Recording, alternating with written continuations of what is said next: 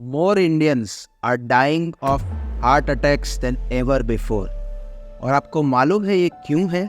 By the end of this video, you will know why and whether you are at risk of heart attack. अगर आपको लगता है कि exercising is enough, then you'll be surprised. In fact, celebrities like Raju Srivastava developed heart attack while working in the gym. और सिर्फ यही नहीं, काफ़ी सारे यंग एंड फिट इंडियंस को भी हार्ट अटैक हो रहे हैं, जैसे सिद्धार्थ शुक्ला और पुनीत राजकुमार। एंड ऐसा नहीं है कि हार्ट अटैक सिर्फ मेल्स को अफेक्ट करता है, काफ़ी फीमेल्स में भी हार्ट अटैक के इंसिडेंसेस बढ़ रहे हैं, जैसे सुष्मिता सेन ने भी एंजियोप्लास्टी करा के हार्ट अटैक से बच पाई। So could you be at risk of heart attack और circulation problems? Today I will tell you about 12 common risk factors for heart and circulation problems. और अगर आप यंग है, फिट है, एक्सरसाइज भी करते हैं, तो भी the last two risk factors may apply to you. In risk factors को हम डिवाइड करेंगे into modifiable and non-modifiable, मतलब जिसको आप मॉडिफाई कर सकते हैं, और सेकेंड कैटेगरी है जिसमें आप मॉडिफाई नहीं कर सकते। The major 3 non modifiable risk factors जिनको आप कंट्रोल नहीं कर सकते, वो है age, family history and males. Age बढ़ने के साथ हार्ट अटैक का या हार्ट प्रॉब्लम का इंसिडेंस भी बढ़ जाता है। साइंटिफिक रिपोर्ट्स में ये भी बताया गया है कि after the age of 40 the chances of heart attack और heart problems can be as high as 40% in males and 30% in females. Family history, this is also one of the most important non-modifiable risk factor and इसको कई बार हम genetic tendency भी कहते हैं। अगर आपके family में फादर, मदर या इवन ग्रैंड पेरेंट्स में हार्ट अटैक का हिस्ट्री है, then there are very high chances कि आपको भी हार्ट प्रॉब्लम का रिस्क रहेगा।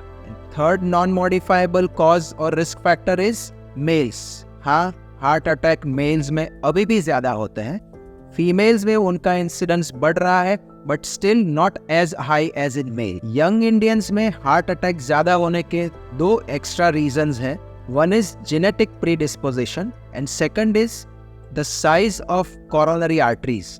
इंडियंस में हार्ट की ब्लड वेसल्स या कोरोनरी आर्टरीज की size as compared to western people छोटी है, इसलिए थोड़ा ब्लॉकेज भी ज्यादा असर कर देता है।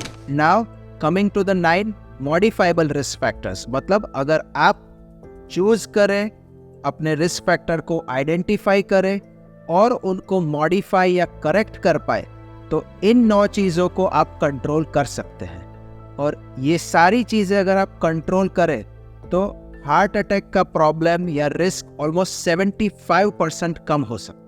इसमें से 4 सबसे कॉमन और सबसे फेमस रिस्क फैक्टर्स हैं ओबेसिटी और ओवरवेट, डायबिटीज, ब्लड प्रेशर और कोलेस्ट्रॉल। इन चारों फैक्टर्स के ऊपर बहुत सारी स्टडीज पब्लिश की गई है और एवरी डॉक्टर आपको ये अवश्य बताएंगे कि डायबिटीज, ब्लड प्रेशर को कंट्रोल रखिए, कोलेस्ट्रॉल को कंट्रोल रखिए और अपने वेट को भी कंट्रोल करके आप हेल्दी लाइफस्टाइल जी सकते हैं। बट यंग लोगों में जिनको और कोई मेडिकल प्रॉब्लम्स नहीं है, उनके लिए ये बाकी के रिस्क फैक्टर्स बहुत ज़्यादा इम्पॉर्टेंट। नंबर 8 पे आता है स्मोकिंग। स्मोकिंग सिर्फ लंग कैंसर नहीं, पर हार्ट के प्रॉब्लम्स को भी बहुत ज़्यादा फास्ट फॉरवर्ड कर देता है। In fact the risk of heart attack, leg attack और स्ट्रोक या brain attack is 4 times higher in people who smoke versus people who do not smoke. इसलिए फेमस एक्टर सैफ अली खान, जिन्होंने 36 इयर्स की एज में हार्ट की एंजियोप्लास्टी करवाई, उन्होंने तब से स्मोकिंग बिल्कुल स्टॉप कर दिया है और अभी भी फिट है। नंबर 9 पे है अनहेल्दी डाइट। आप में से जिनको बाहर का खाना पसंद है, खास करके fast food which can be very high in salt, sugar या मैदा, ये अनहेल्दी डाइट और लाइफस्टाइल भी एक बहुत ही इम्पॉर्टेंट रिस्क फैक्टर है हार्ट एंड सर्कुलेशन प्रॉब्लम्स के लिए। नंबर 10 पे है स्ट्रेस। ये आजकल हम बहुत सुनते हैं कि हर एक की लाइफ में स्ट्रेस बहुत ज़्यादा है, लाइफस्टाइल बहुत ही ज़्यादा स्ट्रेसफुल हो गई है. So this stress increases stress hormones like cortisol, जो आपके हार्ट के ऊपर ज़्यादा लोड देता है, ब्लड प्रेशर बढ़ाता है, और हार्ट के स्ट्रेस की वजह से आर्टरीज में ब्लॉकेजेस भी बहुत ज़्यादा जल्दी आते हैं, और स्ट्रेस की वजह से आर्टरी के ब्लॉकेजेस के अंदर क्लॉट्स भी बहुत ज़्यादा आसानी से आ सकते हैं. नंबर 11 है फिजिकल इनएक्टिविटी. एक न्यू एज सेइंग है कि sitting is the new smoking. Yes, you heard that right. Sitting is the new age smoking.